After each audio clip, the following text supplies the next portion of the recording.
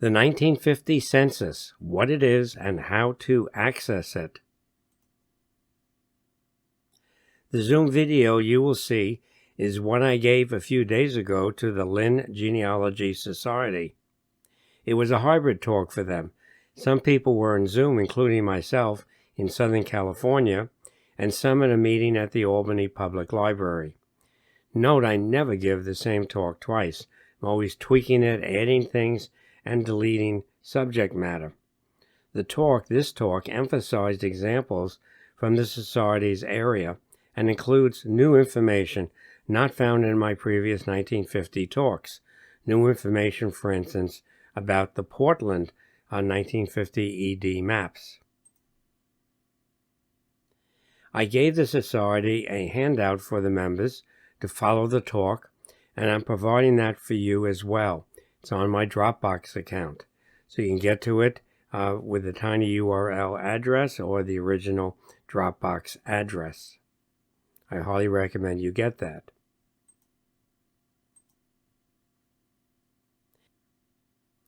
There may be errors on this video, unfortunately. I sometimes get ahead of myself on these slides, thinking about the next slide while talking about the present slide. And also, I do a lot of ad-libbing as well. That throws me off. That may lead to errors and misspeak. But please remember, this talk was presented only once and without notes or a script. So excuse the inevitable minor errors and sometimes incomplete thoughts. Well, the New York accent is something that I can't do much about, however. Guys in Southern California.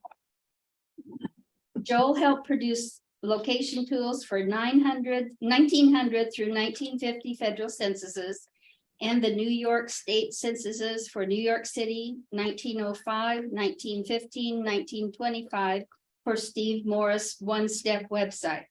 He has published articles since retiring on the U.S. Census and the 72-year rule, the name change belief, and finding difficult passenger records at Ellis Island, searching New York City census records with the problems of New York City geography, and a revision of the biography of naturalist Adolphus Hierman.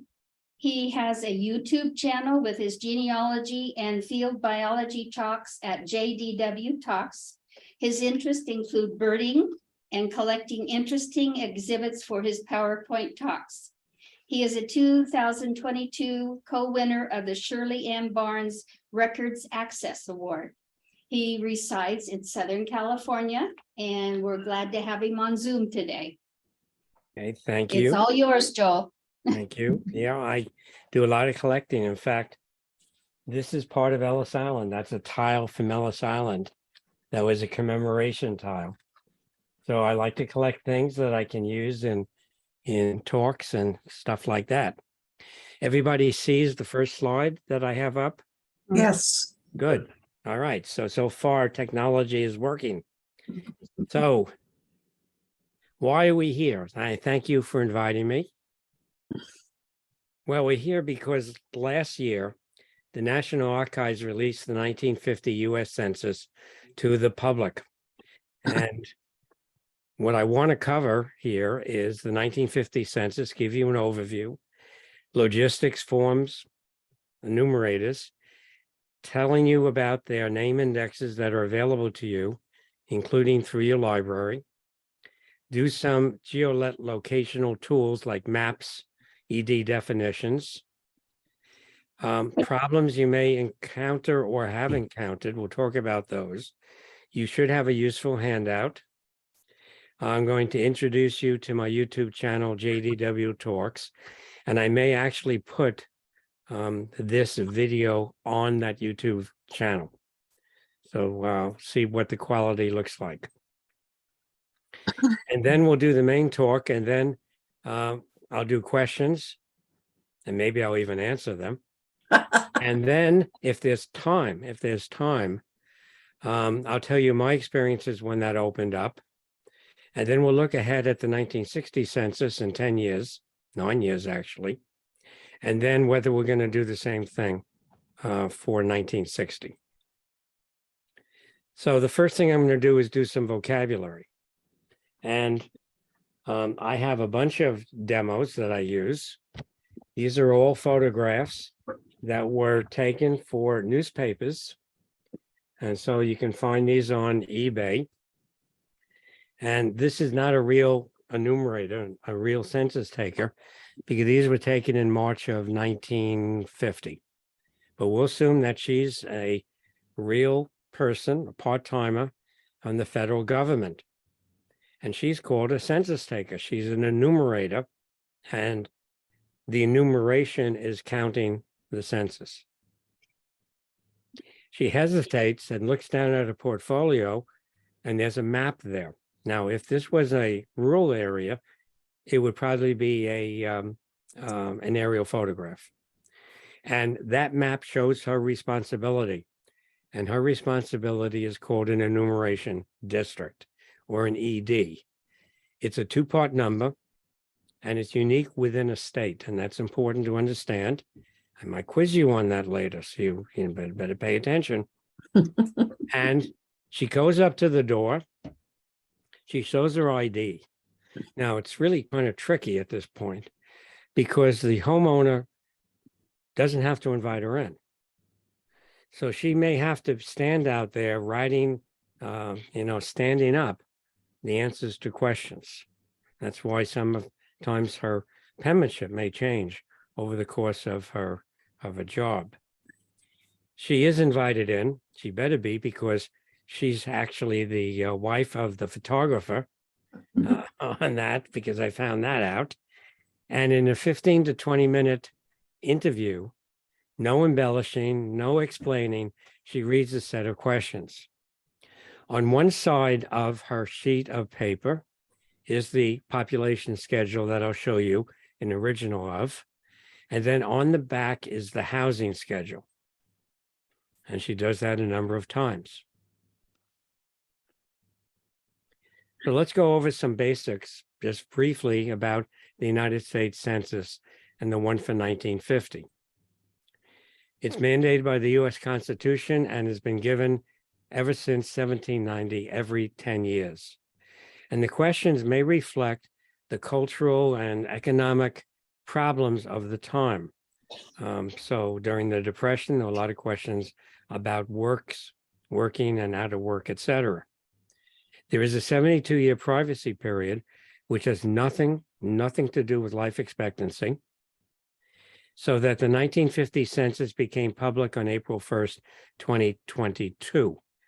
And actually, I have a whole YouTube video and wrote a paper on this. It's actually an agreement between the census director and the Archivist of the United States, and that codified in about 1940 that there would be a 72-year rule. It used to be that the census was not confidential at all, that the first census was posted on polls throughout the communities, so everybody could see what the results were like. The United States uses the census to reapportion the House of Representatives and to distribute funds to the states. So it's really important that there is not much undercount people that are missed. But a lot of other people use the census, and probably the number one group are genealogists, but certainly sociologists. In fact, I should have been a sociologist rather than a biologist in terms of what I eventually had some expertise in. But there are some warnings about people who use census work. You don't know who gave the family's information. You do for the 1940 census. There's an X next to the person name who gave the information. But look at that, number one. You know who number one is? That's your great uncle who thought he had a sense of humor when he answered the questions. In fact, one person got arrested for doing that on the 1920 census. He answered questions, flippantly, and they actually dragged him in front of a court. And the guy said, Uncle Sam has a sense of humor, but we want to have the last laugh. Have a whole a New York Times article on this guy being arrested. And even number three doesn't look that honest. You don't know if the respondent or the census taker was honest or truthful. They were paid by the person. That includes the 1950 census. The recent census takers are on an hourly basis, but they were paid by the amount of work they did. You don't know if the census taker asked questions as written, heard answers accurately, or wrote them down as given, and that includes names. So you may end up with nothing. The 1950 census covered the U.S. and its territories. Alaska and Hawaii were not states.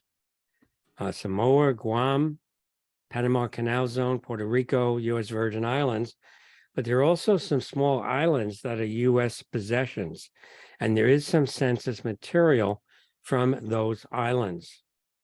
And remember, this is after World War II.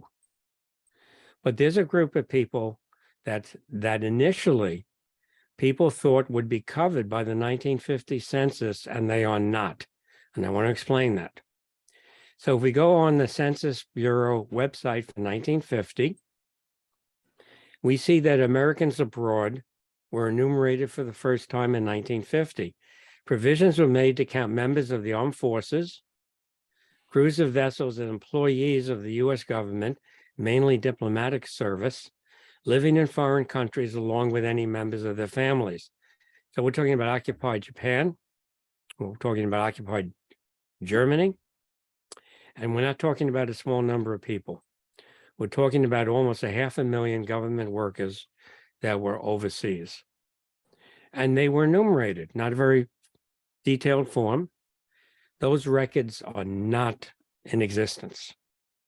Those people are not on the 1950 census publicity, the public. And they're really disappointed because we initially had somebody who asked about that. She was born in January of 1950 on a U.S. military base in Germany. She should have been on the 1950 census. She's not going to be on it. I'm very disappointed. And actually, I have a YouTube video on that. So let's take a look at the census takers, because I'm always interested in census takers, and I have a lot of information on them, as you will see. So let's see if you can be a census enumerator. Let's see if Colleen meets the requirements, or Carol there. And here is the message to job applicants. So you had to be a U.S. citizen, have a high school education, be able to understand written and spoken instructions, be able to write neatly. And people have commented that the 1950 census is probably the best written in terms of handwriting and penmanship than any of the censuses that they've seen. Be able to talk easily with people. Have good eyesight so you can read the small print. Be in good physical condition. A lot of census takers, especially in the urban areas, quit after the first day or two when they realize that there's no elevators in some of the buildings and they got to walk up and down. And then in all areas, I don't know, Lindell, do you have a fountain pen? Because the federal government isn't going to give you an ink fountain pen. You're going to have to get it yourself. So that's really important. You also had to pass a written exam, and preference was given to veterans. You were given your own manual. Now, the 1940 manual looked like this. It's very nice, very slick. But in 1950, the manual was much thicker. And I want you to get your own manual. Now, there are a number of ways of getting your own manual, because if you have any questions about the 1950 census, it will be answered by the manual. One way would be, and this link is on your handout, is to go on to the National Archives website. They have a separate standalone page on the 1950 census records. And in the upper left are the questions asked. Here are the instructions for enumerators. That includes the book. Here are blank census forms. So there's lots of information here that if you bookmark this and had trouble These blank census forms are in good enough resolution, you can zoom in and it won't be distorted. There are finding aids, extra finding aids, and external resources. And I get a kick out of these two boxes, because if you look at these two boxes like this, external resources, you'll find out that most of the external resources are my work with Steve Morse on the tools I'm going to show you.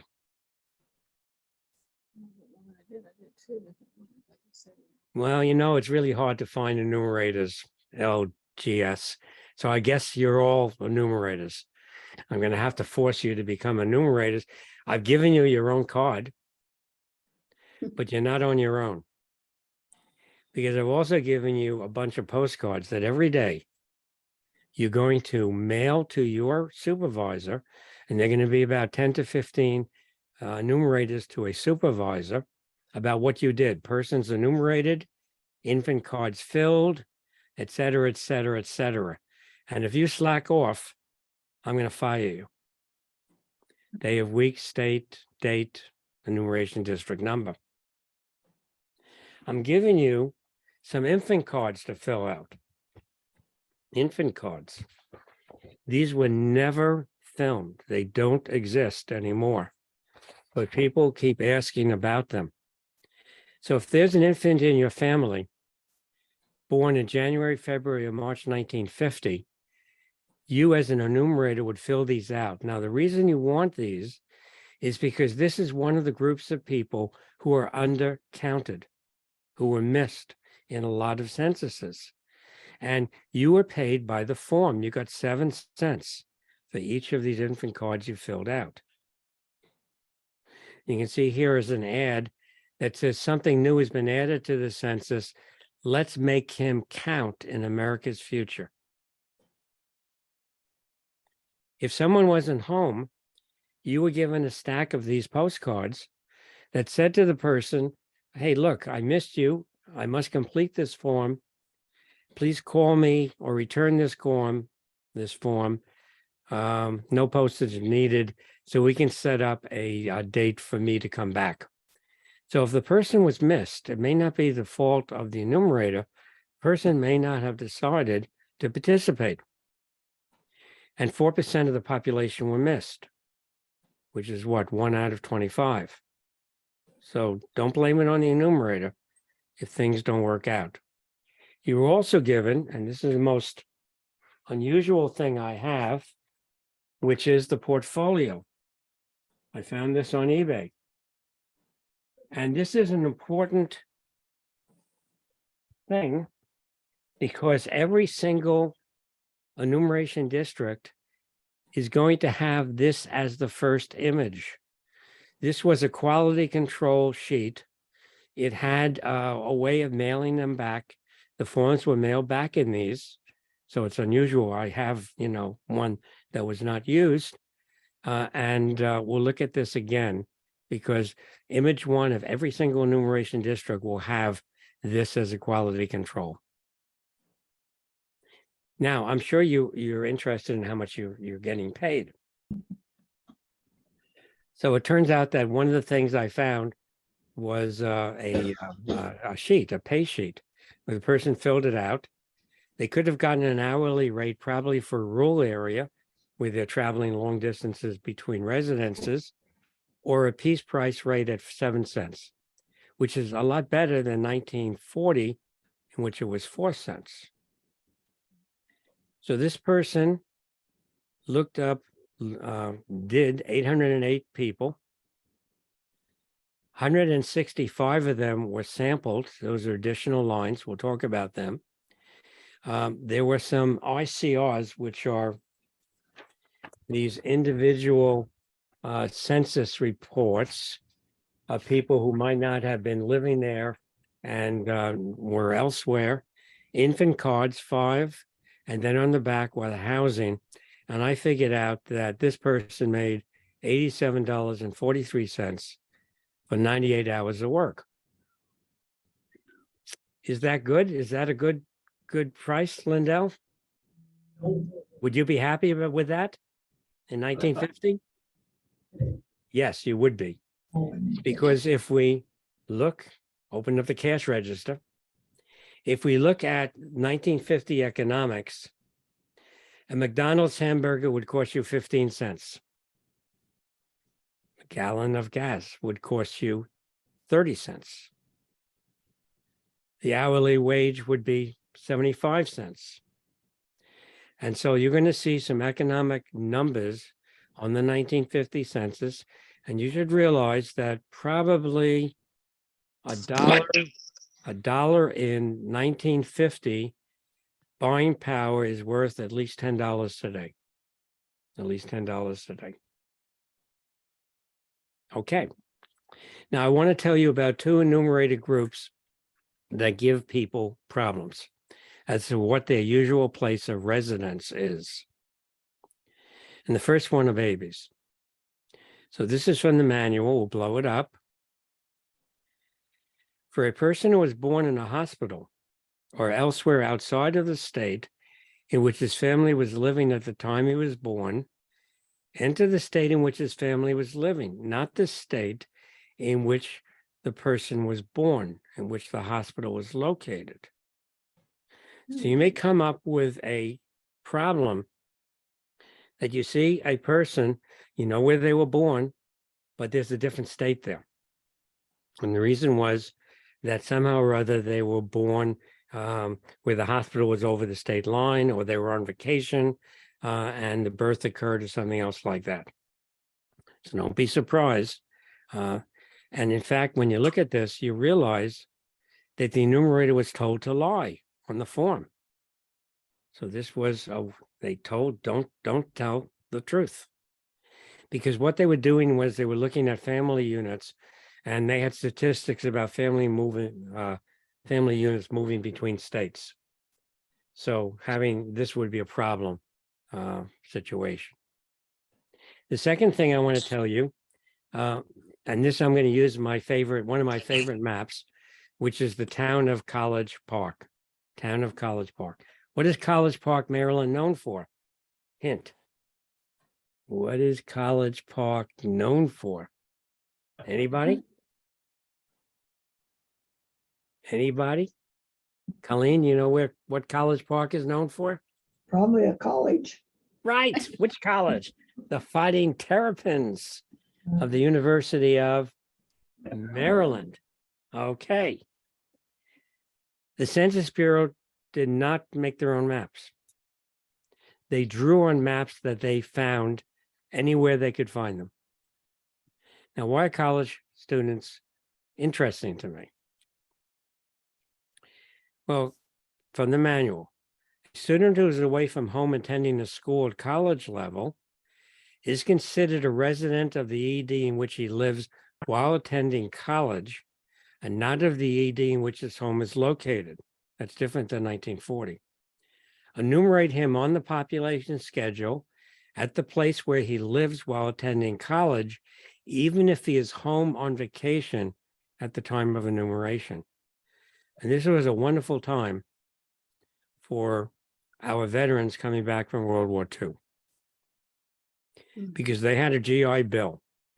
And the GI Bill gave these World War II servicemen and servicewomen many options and benefits. Those who wish to continue their education in college or vocation school could do so tuition free up to $500, that's $5,000, while also receiving a cost of living stipend. As a result, almost 49% of college admissions in 1947 were veterans. The GI Bill opened the door of higher education to the working class in a way never done before. So, where would you find students? Where would you find students to enumerate? At the University of Maryland. College Park. Well, but college, I mean, you wouldn't go into their classrooms. They never in their dorms. Where are they? The pubs. Pubs. Well, this map has on the upper left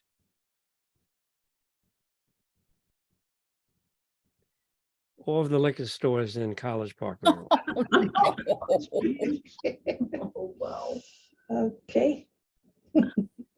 Now, I don't know whether that was written before or after the Census Bureau got the map, but remember, the map is not original to the Census Bureau.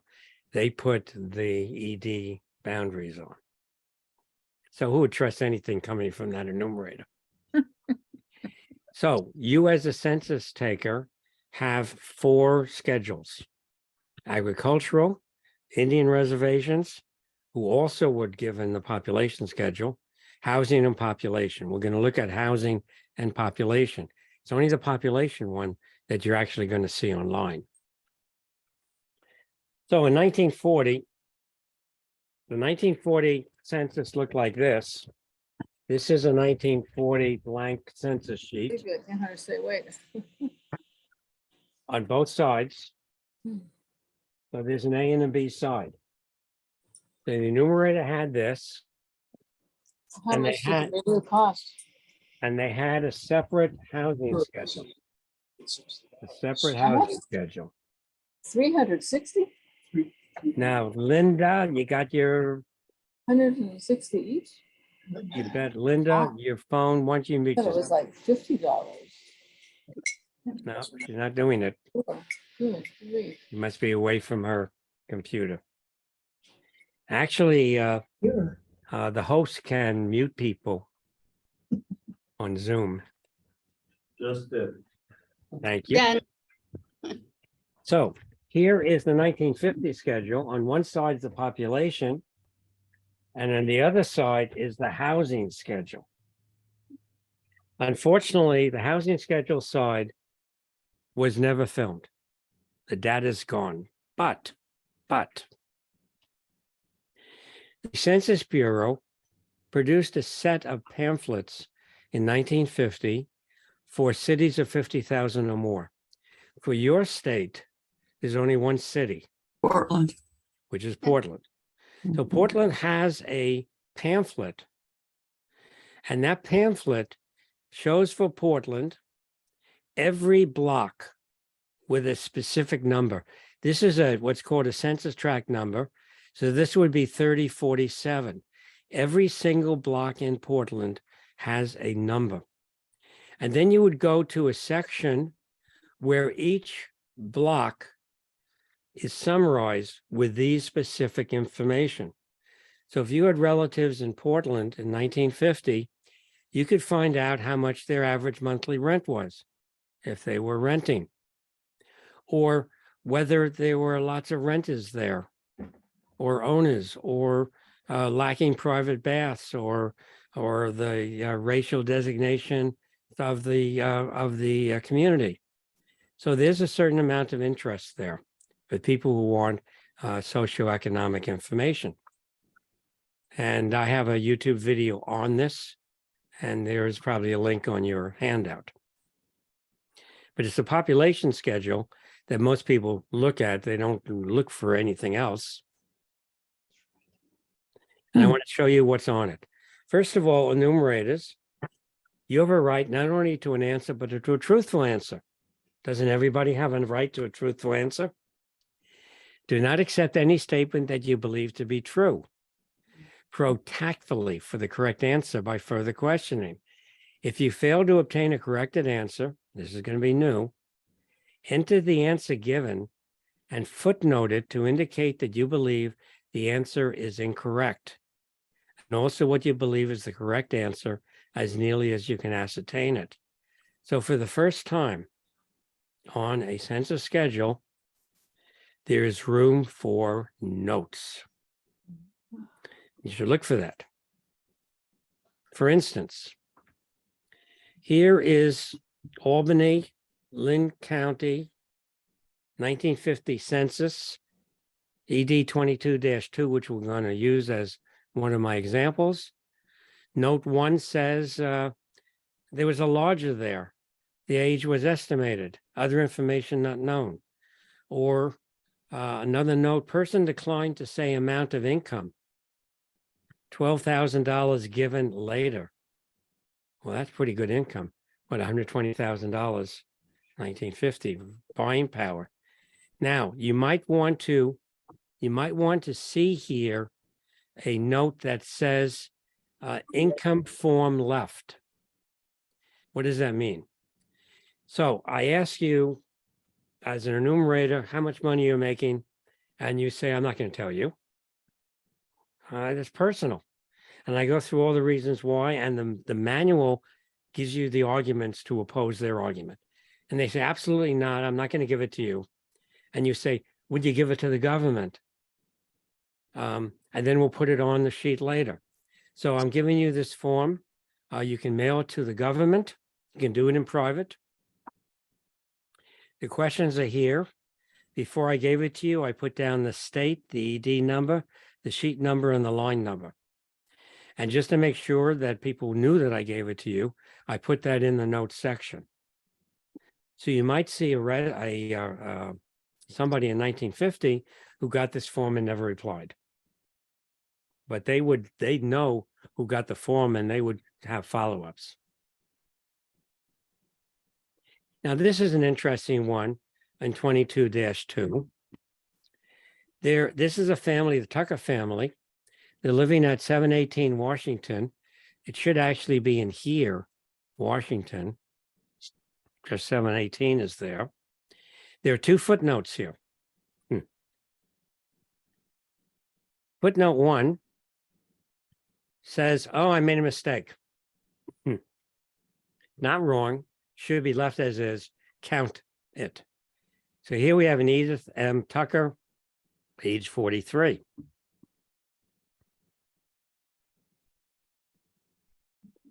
They named their daughter Edith M. Tucker.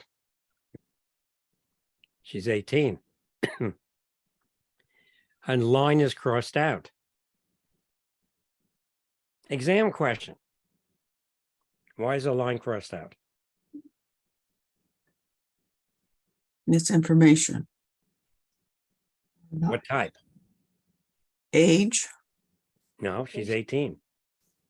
Up there it says 48, 43. Yeah, but that's the mother. We have a mother-daughter with the same name. Ah. That's what confused this person. But the second one is crossed out. The first one shouldn't be crossed out. You have the answer already. I gave you the answer. She wasn't living there. And where In was she college. living? She was in college. Non-resident away at college. Mhm. She could have actually even been there, because these were done in April during spring vacation. So it may have been that this enumerator came there, first of all, got confused anyway. I got a feeling that this grand has been put in after they put down son. This is the grandmother. She's widowed, age 68, Duncan, and her daughter's living with her daughter's family. So this enumerator was confused to begin with, confused that there were 2 Edith M's, and then realized that this Edith M was away at college. She may have been there in person. Okay, so now if we look again at this form, we see that there are heavy lines here. And there are a couple of variations of where those lines will be. If the name fell on those lines, they were sampled. They were asked additional questions later on the bottom. So you should always see if a name appears on a dark line, look down below. Of those 6, one of them was asked additional questions, a sample of a sample. So we have a 20% sample and a 3 1/3%. So there are additional questions here. Doesn't do any good if you got a 2-year-old that falls on this line, you're not going to get, much information. So there are 5 versions of where these sample lines are. The columns are the same. It's either they start on the 1st, 2nd, 3rd, 4th, or 5th line. 2, 3, 4, 5, and then maybe 6th line, and then they're equal between them. Okay, let's look at some problem areas. The National Archive released the census April 1st, 2022. And It was incredible. They actually had produced a name index by computer. The computer was able to read handwriting, went through some algorithms, and created a name index so we could actually look people up on day one. And what we would do is you would go into the National Archive website, and you can still do this, although there are better ones today for finding people. And you would then put down or choose the state and county city. And when I looked at this initially, I thought this is really great. How many cities would you find in your state? Well, it turns out that this county city entry can be ambiguous. You need to understand that the city choices reflect EDs of cities of 50,000 or more. So the only city you're going to see is Portland. Mhm. And that's, I don't look at it as a city. I look at it as a prefix. And I'll tell you why. Portland is in this county, Multnomah. If this was today, there are 13 cities in your state that have over 50,000 people. So these all would be here, but there's only one in 1950. So if we look at this, logically, Portland is inside of the county, but they have different prefixes. So if we're searching for somebody, we either search in ED 26 or ED 37.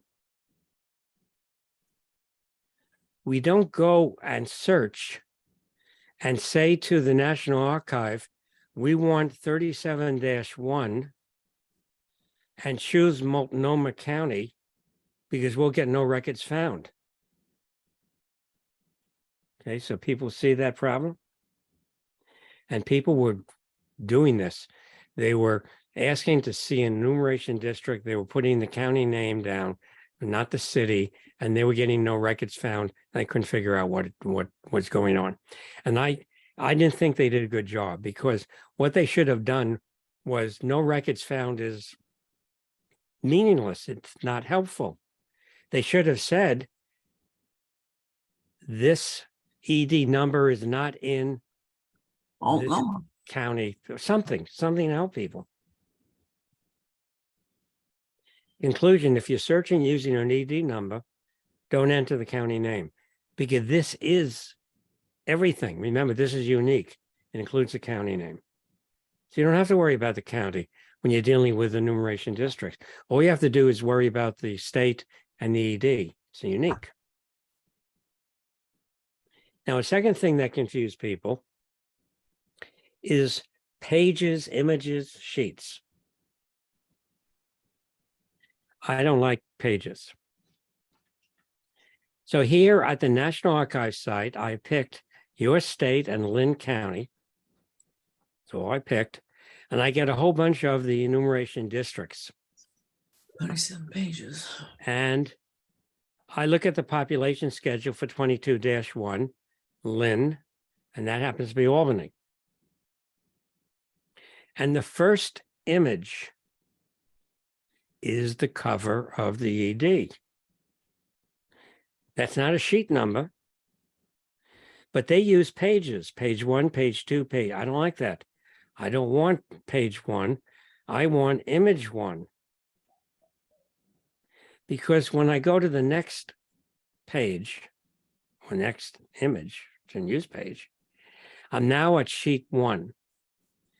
Sheet 1 is on image 2.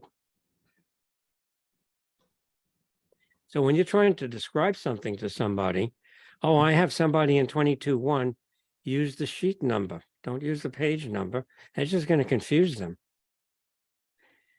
Now, what's also going to confuse them is this.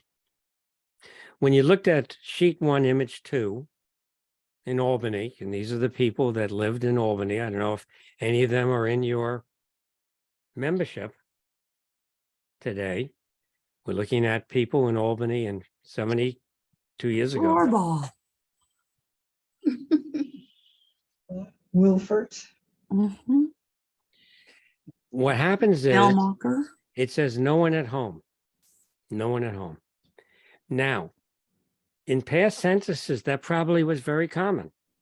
But in the 1950 census, the enumerator put that down. And then says, Also, no one at Linn- home, sheet, sometimes it says C. C, sheet number 71, line 1. So they went back and got this family. Well, that makes no sense. How can you have a sheet number 71 when there are only 27 images? And this question was raised again and again and again. So let me tell you the answer. The answer is that you as enumerators were given a set of blank sheets. The first sheet, you put down the number 1. Now in 1940, by the way, since the front and the back were the same, this would be 1A and the back would be 1B, but that's not the case here because the back is the housing schedule. The next sheet that you used, you put down the number 2. But then you had callbacks, and you started the callbacks on sheet 71. You put down sheet 71. It would have been better if they told you that when you start doing the callbacks, make this sheet CB1.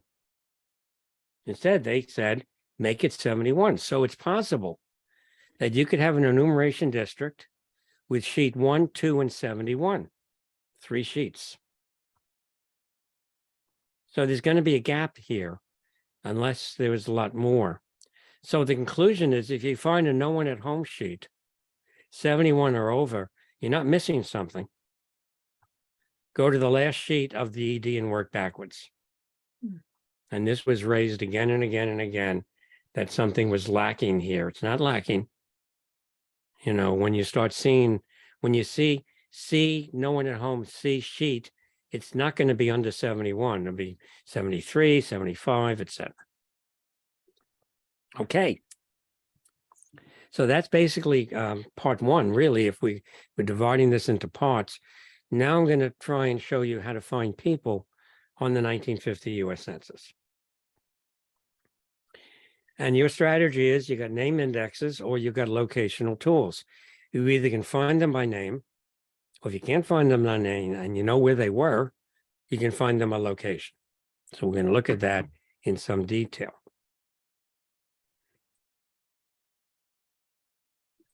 Name indexes are available at National Archives, Family Search, Ancestry, and MyHeritage. I don't know much about MyHeritage. I'll look at these 3. It's an efficient way of finding people if you can find them by name. You don't have to know the census format. They link directly to the right image page. So it's better. But when the National Archive website opened up and there was a name index, there was a problem. So if I wanted to search for Joel Weintraub, I could not, because Joel Weintraub doesn't have his last name on his line. And the computer was not looking for family units. So the only people who had last names were head of family or somebody who had a different last name in the family. So I couldn't search for Joel Weintraub because the computer didn't record me as Joel Weintraub, it could record me as Joel. I could find myself on New York, Joel, 430 people. I don't want to do that. Or I could find myself by enumeration district number because I knew where I lived in New York City. And look what they did. They said my dad was Benjamin Neuentrump. That's a computer OCR attempt. Now, I can change that. I can help transcribe the names. And even though most people don't use this anymore because there are better name indexes, I went in and you see, these are the machine learning extracted names. And you can even look at this. I don't know how well you can see that. audience in the library, can you see that small print? But you Yes. can look through here and you can know this is Barbara Berbera. This is Margaret Mogaret. You just look at this and you can guess what this is. Veronica Visonica. These are all typical sorts of things. So I went in and I added last name, surnames to my family, my brother, myself. I changed it to Veronica, etc. So now these are all searchable correctly. Family Search had a project called the 1950 U.S. Census Community Project.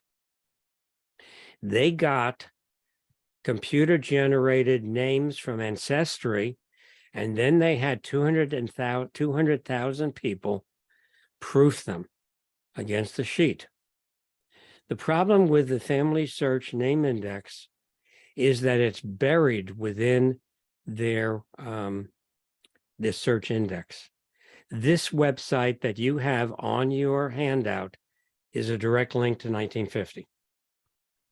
Otherwise, it's difficult to find your way into the 1950 collection. So, Carol, you see that? There's a link there. It should be a link. However, here's the Albany Public Library website page. And in their genealogy section is Ancestry. Now I better not say anything because we're taping this. But it turns out that people at home can still access that. That surprised me. But you can access Ancestry, which is a subscription service that your library has paid for. If you get there, you will see this in the middle of the page, hopefully, and there's the 1950. You want to click on 1950. You will see Explore Maps, which we're going to do in some detail, and then you can see the searching for people on the 1950 census. Now, as a volunteer at the National Archive, people would come in and they would say, I can't find X, Y, and Z on ship manifest or city, censuses, and I could find them within 10 minutes. So you get two different people with the same name. One person finds it, one person doesn't. And the reason is because the person who finds the name knows how to use wildcards. Can't do that for the National Archives site, but you can do it for Family Search and for Ancestry. Knows less is more. Doesn't ask for too many things. Searches for children whose name is usually not a nickname or something else like that. May not even use a last name, and learns to relax their assumptions. People who come in who say, this is the way it has to be spelled, usually don't find their people. But let's look at locational tools, which are my specialty. That's what I'm known for.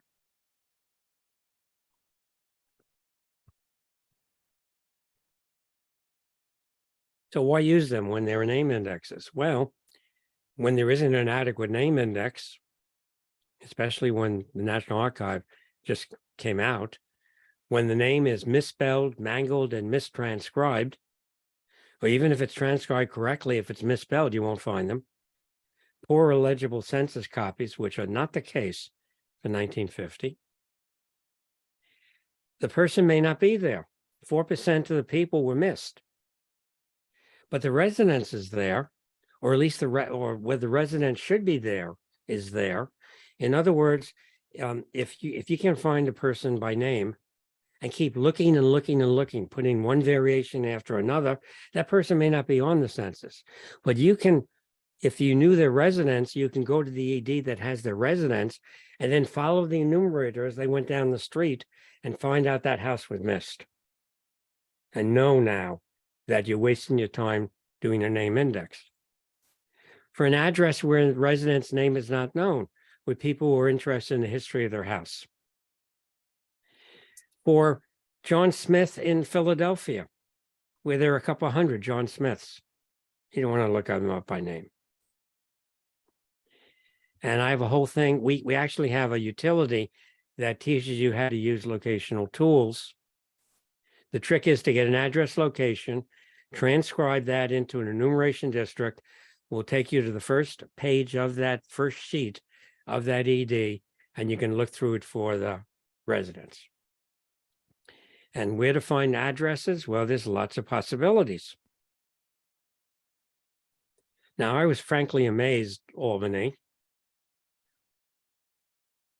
that your city website, your official city website, has your city directories. I've never seen that before. I've never seen a city, it's usually in some library situation, but your city actually has the run of city directories. You can look up a person, you can find their address. Did you know that? Wow. I mean, usually you'd have to go on a library site, and usually they just tell you that what their collection is. And I'll show you one of the entries in a second. So let's look at enumeration district maps. The maps are mainly at the archives. We'll do a little bit more map work here. The National Archives put 9,600 maps online, 1950 maps, on their catalog. It includes the county maps, including Linn County, and maps of urban areas with 5 or more EDs. And Linn, for 1950, that's only 2 urban areas. What are the areas? Albany is one. What's your other area that would have a ED map in 1950? It's Lebanon. Yeah. Lebanon is the other one. So let me show you how to do that. Now, there is a way using PowerPoint that I can record my screen movements when I'm in the internet. So that's what I'm going to do. I've recorded screen recordings. So I don't have to go out into the internet to show you. I can capture it. And I could have actually recorded the narration. So let me show you what we are. We're at the National Archive catalog. It was redesigned. So it's during the transition period. And I click here. No, come on. I want this to disappear. Let's see if we can get it to disappear. No, that's not good. That is still there. But here I put down 1950 census map, Linn County, Oregon, or Oregon. That's my New York accent coming through. And here it tells me there are 343. Now this is no good. Oh, there it goes. There are 343 results. If I choose maps and charts, there is a ED map for the county, ED map for Lebanon, ED map for Albany. And down here, there's an ED map because Linn showed up for another county in your state. And if I come down here to Albany and click on it, I then see the enumeration district map. It shows me the numbers. It shows me the outline. It's 19. And then I'm always interested in the year, and the year is 1945. So you can find these maps. But there are a lot more maps for your county. Show you how to find those. And I have a nice YouTube video on the maps. But remember, there's another major resource of finding EDs by location, which is the Steve Morse website, which I'm associated with. This is what the website looks like. It's at stevemorse.org, not .com. .com is a professional guitar player who has tried to buy the website domain from Steve. And Steve tells him he's a fraud. He's not Steve Morse. Only one Steve Morse. And you would want the unified tool on the US Census section. We can do this a couple of times. So here we are on the US Census, the unified tool. And I want you to bookmark that. So let me show you a screen recording of how to find maps on the one-step site. Click. So I come up here, there's the one-step website. I come over to here. You can see it's kind of like a menu. I go across US Census. I go down to the Unified Tool, click on that. I look at this utility. The default is 1950. There are other years that we've done. And let me explain something. I can stop it. Let me stop it there. We don't trust you. We don't trust you. We trust you to make mistakes. So there's very few places on this website that we're going to have you enter your own information. Everything is, you need to choose what's there. Okay. So you're going to go down here. You're going to pick your state. And you're going to pick your county. All the counties are there. And as soon as you pick your county, Linn, up pops CED maps for Linn County. If I click on that, I go to a separate utility called Viewing Enumeration District Maps. It brings across the state and the county. And if I click on the city, I see the 3 maps. So that's the quick way of getting to the maps. Now, since you're next to Portland, basically, you should know that the one-step map utility will get you to many 1950 maps that are either missing, hiding, misnamed, or mislinked at the National Archives catalog. I know. I looked at all 9,600 maps and I expected more. The official Portland map did not have an online presence until November 2022. It was not available when this 1950 census opened up. The catalog still does not have them. The maps, I know where they are now. The 1950 census site with the names, they're there, but it's really awkward to get. So before I knew even that they were going to do that, I knew on December 29th, 2021, the map was gone. So I did a whole YouTube video on where's the map and how do we resolve that? And I found out that the record had been pulled for preservation. This is from the National Archive, that they actually had taken the Portland map out in 2016. However, I found out that your university in 1970 had actually photocopied, or I'll talk about that in a second, all the maps for your state. And it was loanable, the film. So I got it all the way down in Southern California, and I photocopied, I scanned all the maps for your state. You can see here the Bureau of Governmental Research and Services of the university, March 1970, in something called a photostatic copy.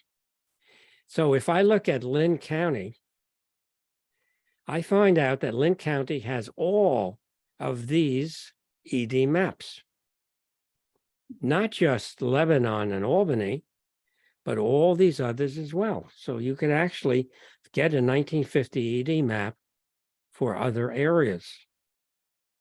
And they're actually, the originals are all at Nara and College Park. But the photostatic maps are not really very good.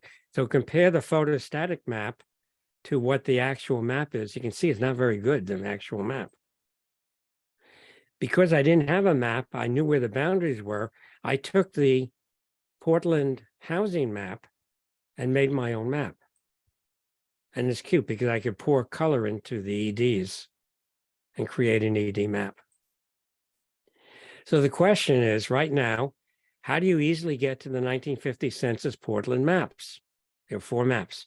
And the answer is, what's the answer? Carol, what's the answer? She doesn't know? Of course she knows. What's the answer? The answer is the one step away from on the one-step side.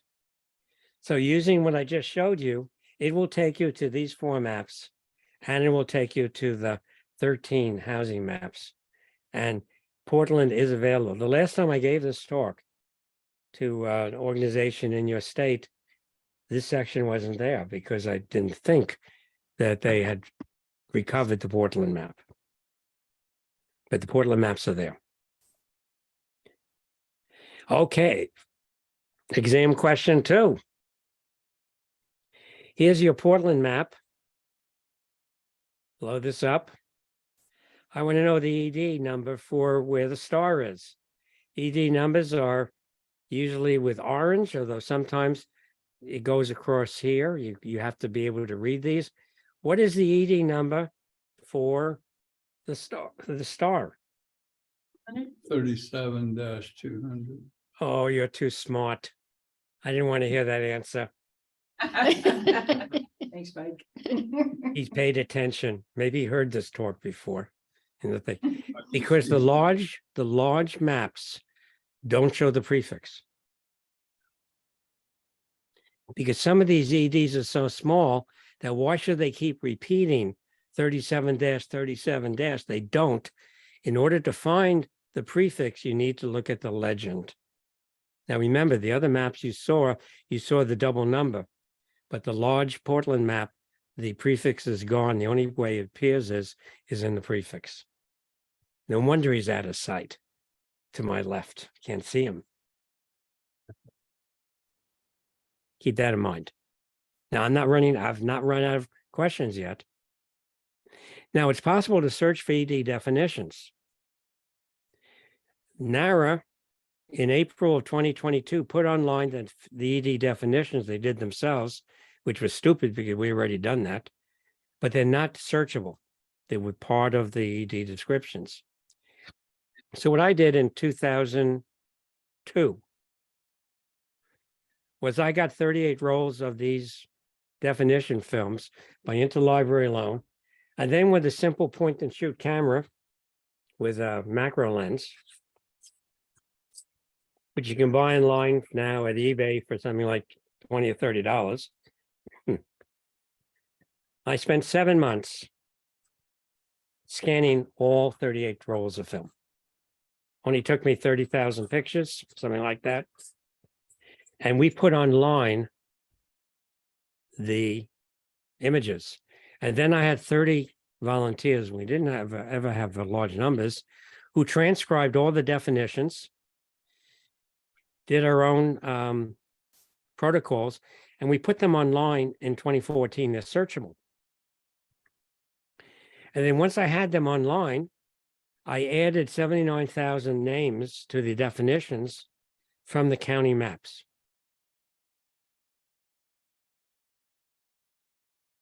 Where are these definitions?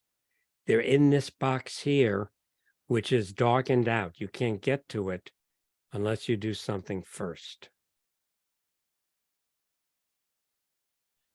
Let's find Lyons, Linn County. On the northern part of your county. Today it has 1,200 people. Its name does not appear in the ED definition, the original ED definition. How are we going to find that? Here is the top of your Linn County census map. It's in 22-30, double number. The outline is in orange. It may have been an unincorporated community then, so it wasn't important enough to be part of the ED definition. How are we going to find this ED number 2230 with a non-map source? The actual ED description for 2230 is Fox Valley Election Precinct. There's no mention of lines here. There are 897 people in 1950. There are 558 people in 1940. Lots of information on this. They don't have this for 1960, this reference. That really kills me because this is a major part of our tools. So what I did was when I went through all of the maps, I added to ED 2230 and should contain Lyons, Gooch, Fox Valley. Now, I don't know on the map whether these are real residential communities or their geographical features, etc. But I added them because now they're searchable. So, screen recording. Let me show you how we find 2230. We come here, we look at, we're in the right year, 1950. We want to get into the right box. It's dark. How do we get there? We come down here. We pick your state. We don't have to worry about the county. Now, Lyons is not going to be one of the cities there, but other specify gets us into the box. Other specify gets us into that box. I type in Lyons and you look at the bottom left and 2230 pops up.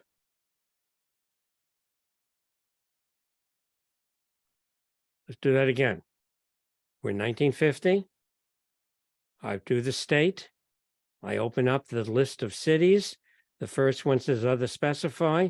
That gets me into this box, which I can search all the ED definitions and anything I included. And as soon as I press Lyons, up pops 2230, and then I can do some extra things here. This is the link.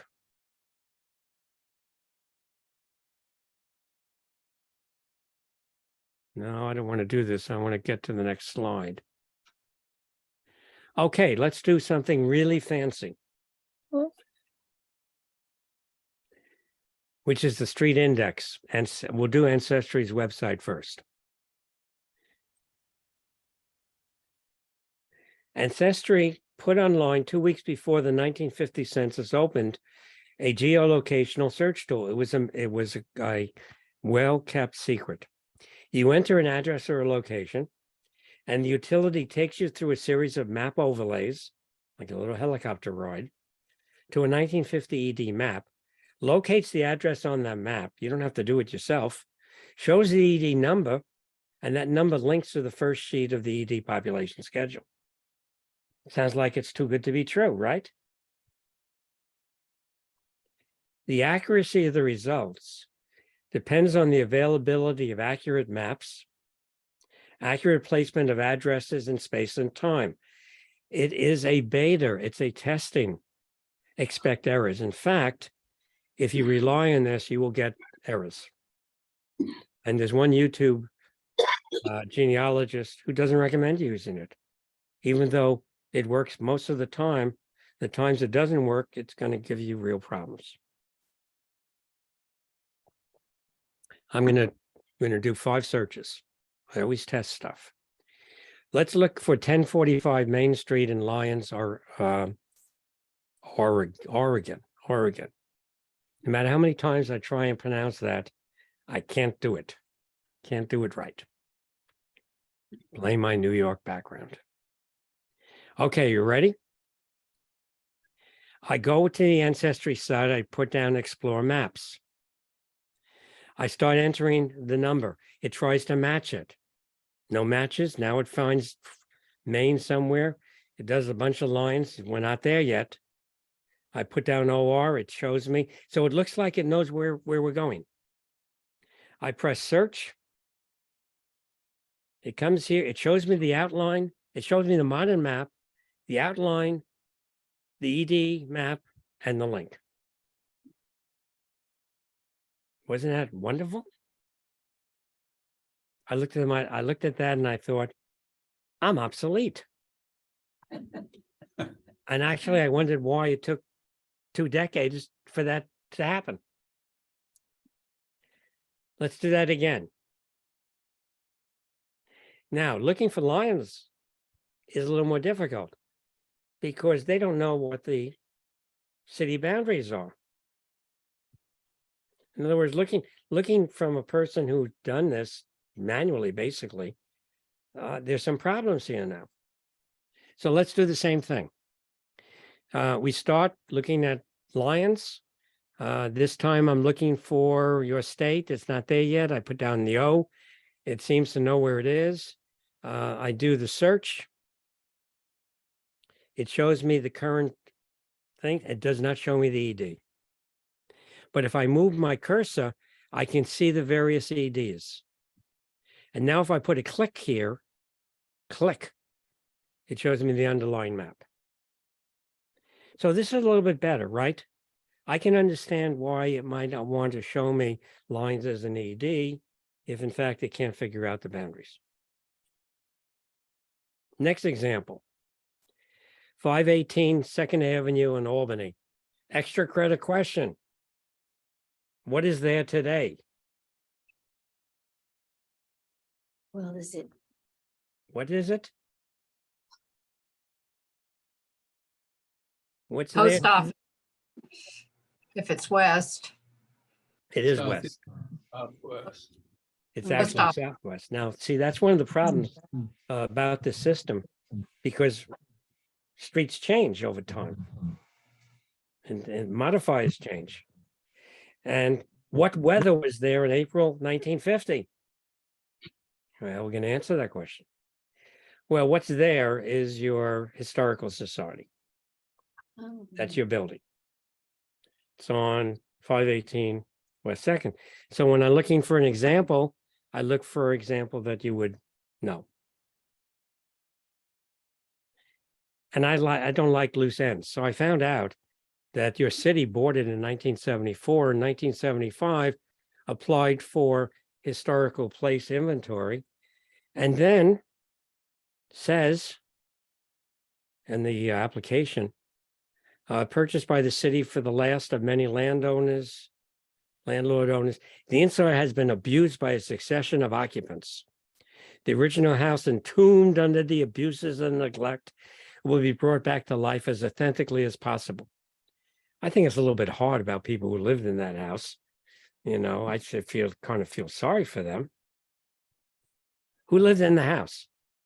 Well, first of all, let's look at this map. The ED map doesn't show west on 2nd Avenue. Interesting. Maybe there was no west. The arrow is pointing to the block. It's 2nd, Washington, 3rd, and that street that's named after a river, California, something like that. Close enough. It's in 22-2, right? This is the one we're concentrating on. 2nd shows it an avenue with no compass. Now I can tell you the weather there in April 1950. Oh, wow. It was a blizzard there. Did you know that? Rare No. April blizzard. There he is, Carl S. Blizzard, 518 West 2nd. And his wife, Matilda, which I got from the city directory. And Matilda's on the next line. I'll show you that. Because Blizzard is spelled with 2 Z's. Right, close enough. So I think it's a little bit hard. She was the ice cream fountain person there, Matilda. Okay, so the question is, how do we find 518 West 2nd? Now, this is interesting because this is a street that changes its compass modifier. And in order for Ancestry to really know things, they'd have to know what the change of a street is in time, which I don't think they can do. So let's start with first 518 West 2nd. Look for that.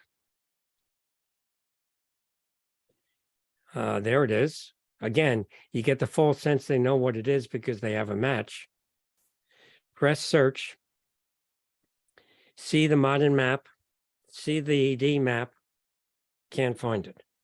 Can't get down lower. Okay. Let's not go so fast. Let's do 2nd Avenue, 518 West 2nd Avenue, which was called at one time.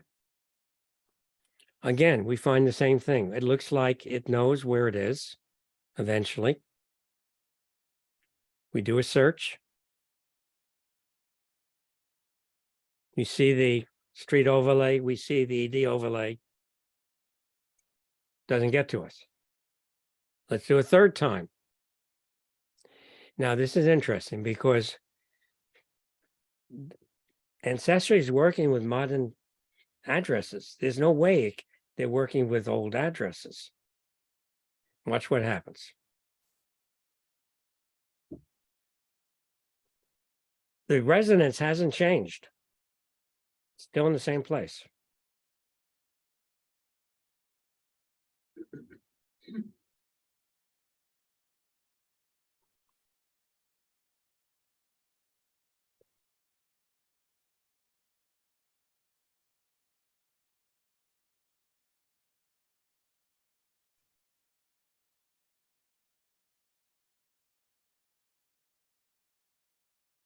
Aha.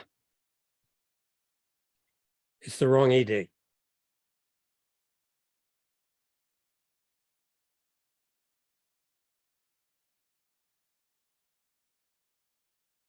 On the wrong side of the street is on the north side of Second, and it's off. That's the danger of this approach with maps that have to fit exactly. And if you didn't know that, you would be going through 22-3 and getting really frustrated on that. Let's look at a place in Portland. Does anybody know what this is?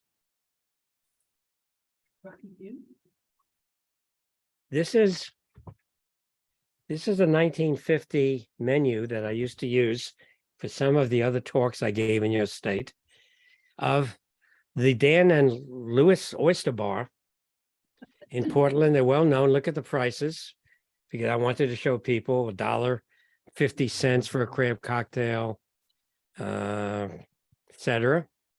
And I'm going to look up this address. Now remember, Portland doesn't have an ED map until recently. So I put down, first we'll do 208 Ankeny, Portland. So what is it going to do? Have they maintained this? Do they even know that the Portland map is now online? And the answer is no. Portland does not show the overlay of EDs.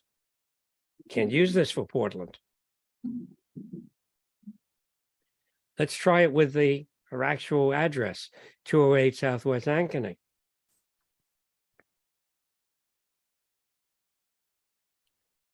What's going to happen is something that I can't explain.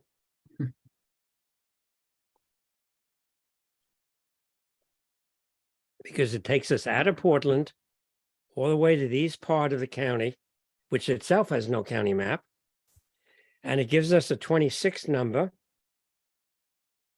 It shows the map from Washington, from Clark County, Washington, one of the maps underneath it. And the computer is completely doesn't know what to do. Instead of saying, I don't know what to do, it says, search in 2688, which is not in Portland. It's not, etc. Okay. So the last example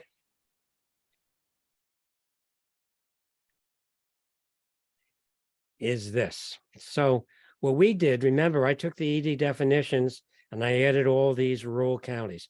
But then what we did was we took these ED definitions, and for over 2,400 urban areas, including Albany and Lebanon, of at least 5 EDs and 5,000 of population, we made ED indexes, which include boundary and every single street name within every single ED, including institutions, parks, cemeteries, water bodies. Why do we do that? Because here is the ED definition for 22-2. There are 7 things here. I'm not counting election precinct line twice. There are 7 things as definitions. There are 16 things. So if you lived in Fifth Avenue in 22-2, Fifth Avenue does not show on this boundary definition, ED definition. So you can't use the other. You can't use the ED definition. Instead, you have to use every street within an ED. I'll show you how that works. And for this talk,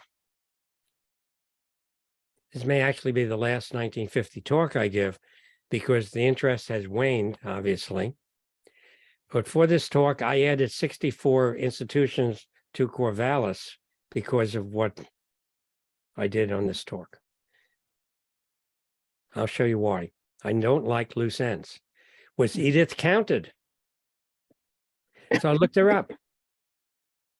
And there she is on the bottom. Edith Tucker, she's 18.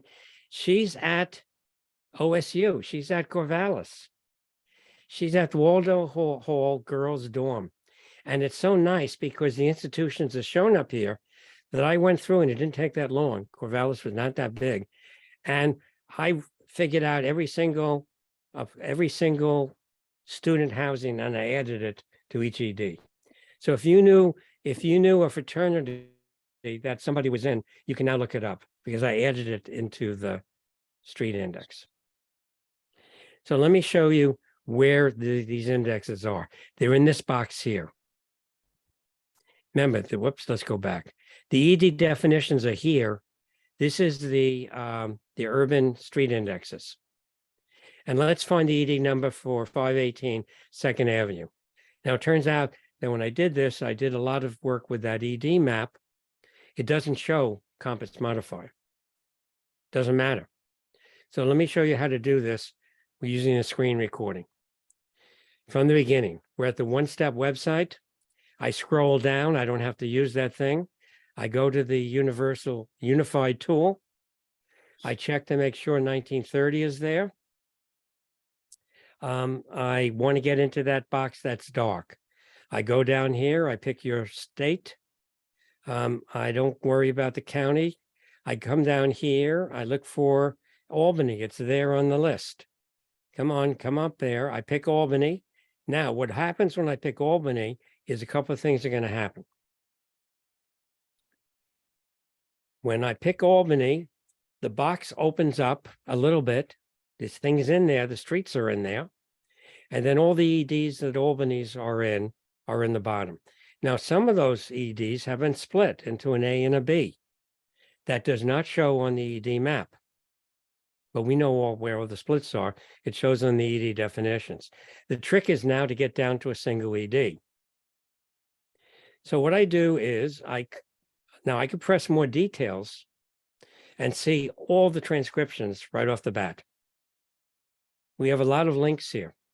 I can come up to 22.2 and come all the way to the right and hit view. And I can see the film. Now you say it's not there. Well, yeah, it's not there because I filmed 2 frames per each image. You got to go down. And there is 468 people living in 22-2. I could do all sorts of things. But what I want to do is I want to reduce the number of EDs. So I come up here, which is filled now with streets, and the streets are from our transcription. I also have Albany Hotel and Rest Home because I picked those up as institutions off of the sheets. I pick 2nd Avenue. It reduces the number of EDs.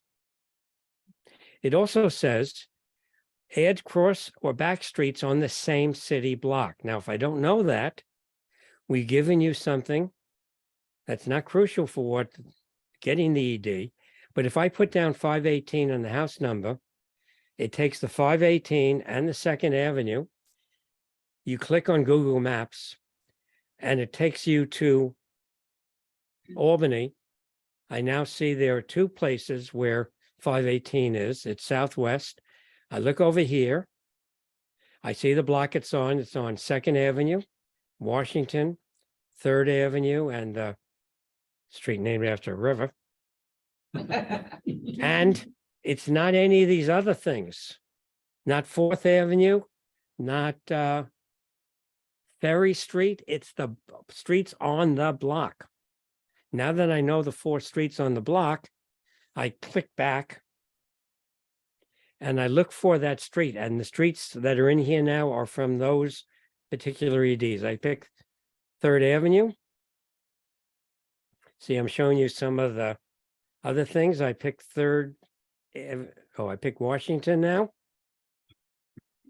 Sorry. Now I'm down to 2 EDs. I repeat it.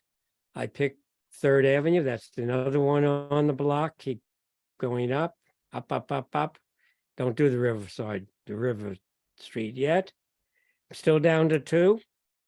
And now I pick the last street on the block.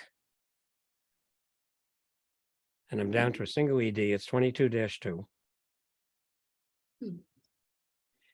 That I've clicked the census pages. I now come up to that 22-2, which is going to take me to a different utility, which is a viewer, a census viewer. I can see what that looks like at the National Archive, at Family Search, or at Ancestry. Ancestry takes a little bit of time, and I could go directly to this. If I had an ED, I can go to this utility and get to a viewer right off the bat. What we'll do is we'll look at Family Search. I'll click on that. It'll take us to the viewer. It'll show the ED. There's the first image. Let's go to the third image. Second image, I want to show you Matilda. I'm on the third image. I blow it up. There's Matilda, 518 West 2nd. That only took a couple of thousand hours of work and 30 volunteers. All right, concluding remarks. All right, Linn County Genealogical Society. I know what you're thinking. How are we going to remember all this stuff? Well, I might put it on YouTube. What we've done. But you should know. You got a handout. You know that addresses are important. You know that Steve Morse, my colleague, has the One Step website with lots of interesting stuff. Whenever there's the top 100 genealogical sites, the One Step website is always in the top 100. You know that I'm around with my JDW talks. You know that the National Archive has ED maps, has a name index. You know that Family Search has a name index. You know that Ancestry has a name index and this fancy map. So we hope, my volunteers, myself, Steve Morse, hope that you find your 1950 people and that they participated. And just a second. Just a second. I used to have a hat like that. I used to have a hat like that. I could picture myself in this scene. Of course, I lived in a 5-story apartment building in New York City. And there's even space for Steve, because Steve also had a hat just like that. Isn't that incredible? All right, I doubt whether we're going to have any time for those other topics, but I will open it up to questions. Thank you. And let me see the time, 2:42. I think you probably are limited to 3 anyway. Question, Kim. Well, first of all, you gave me hope back into looking at the census because I got so frustrated. And thank you for all you and your volunteer. And I love Steve Morse's website. But I just learned so much. It's not a question. It's thank you for giving me hope again. Thank you. Thank you, Carol. Dale, you have a question? I do. So why weren't why Were they home? Because the census, they were working. why weren't the infant forms and the overseas forms saved or imaged? Because they didn't have to, I guess. You know, this is the census was a very expensive thing. In fact, 1960, they cut corners. And they'd also have to store all that stuff. They'd have to film it. it's really a shame that the overseas stuff is gone. But then the it looks like the armed forces and the Defense Department and the diplomatic corps did that. There really weren't any enumerators. Yeah. I mean, the whole structure was there, and I have a link on the handout from an essay by Claire Kluskins on the lack of those overseas forms. And it's really too bad because 500,000 people are more people than about 3 states on the 1950 census. I think Nevada. See, the New Yorkers are going to kill me again. Had only about 160,000 people on the 1950 census. The census was never designed for genealogists. I mean, you got to realize that. And we're lucky we have what we have, but no, it is what it is. Now, the main audience, is there a microphone on the main Yes. audience to ask me a question? If they want to, they could ask me. What do you mean by the 1960 location project? Well, it turns out. The question is this. The question is whether we can do the same thing in 1960. And I will tell you a couple of things. I will tell you the number of microfilm rolls are 41,000 in 1960 and only 6,000 in 1950. I can tell you that it was done by computer, that even though people got short forms and long forms, they were transferred to computer sheets. We're looking at a computerized situation here. The UNIVAC computer was dedicated in 1951, passed when it was needed for the 1950 census. And actually I have a UNIVAC thing. And the bottleneck was the punch cards were used. When they figured out how to scan images and put them on magnetic tape, it just boomed like that. So just because you have a computer doesn't necessarily mean it's good for you. And so I look at the error. I have a YouTube video on 3 of us. Dave is no longer alive. He died in a rafting accident, of all things. Steve and I will both be close to, well, he'll be over 90. I'll be just under 90 in 1960. We won that award. We're really pleased about it. And my crystal ball is there's no centralized source for 1960 ED descriptions. And most won't have text boundary descriptions. So a lot of the stuff I showed you can't do. This situation poses problems for my ability to produce ED locations. That overlays of 60 addresses and locations over 60 ED maps are going to be much better. Have to be. And that makes me obsolete if they work perfectly. Computer-assisted transcriptions of names is sure to improve in resolution and accuracy, although there will always be a place for geolocational tools. The maps will be better from the National Archive. And given what I know about complexity, it's going to be a headache for anyone working on providing research tools for the public in 2013. And so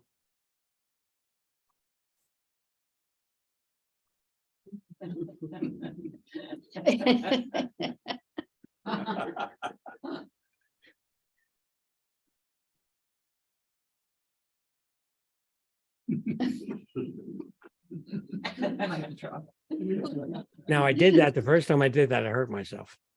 It's not easy to drop a mic on your lap. Uh-huh. Okay. Excellent. So, any questions? Anything else? It was just excellent. Yeah. Very good, Joel. Thank you so much. We will. Okay, thank you. And if the YouTube looks okay, we'll put it online and you'll be able to access that. Okay, thank you very much. Thank I'll be you. in touch. Great.